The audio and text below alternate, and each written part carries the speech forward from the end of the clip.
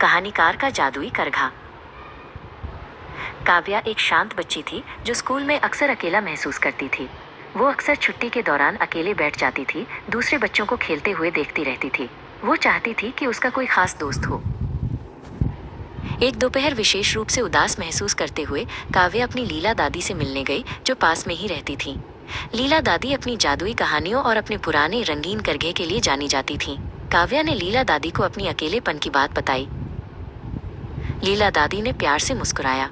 आह, अकेलापन मेरी प्यारी, ये एक अकेले धागे की तरह है जो एक सुंदर टेपेस्ट्री में बुने जाने का इंतजार कर रहा है, उन्होंने कहा। उन्होंने अपने करघे पर बुनाई शुरू की और जैसे ही उनकी उंगलियां नाचने लगी, उन्होंने बूंद नाम की एक छोटी चमकती ओस की बूंद के बारे में एक कहानी शुरू की। बूंद एक बड़े पत्ते पर बहुत छोटी और अकेली महसूस कर रही थी। वो कुछ बड़ा का हिस्सा बनने की इच्छा रखती थी।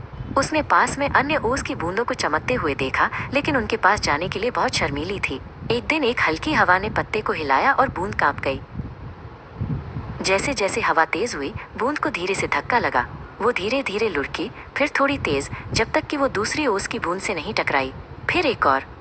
जल्द ही कई ओस की बूंदें मिल गई, जिससे एक सुंदर चमकती धारा बन गई जो पत्ते से नीचे बह गई, आकाश के सभी रंगों को दर्शाती हुई।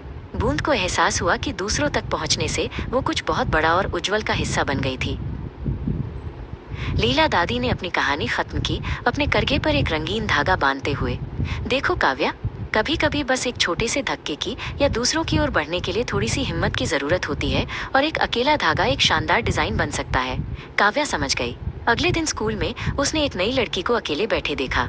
गहरी सांस लेते हुए काव्या उसके पास गई और पूछा, क्या तुम मेरे साथ खेलना चाहोगी? दोस्ती की एक नई टेपेस्ट्री बुनी जाने लगी।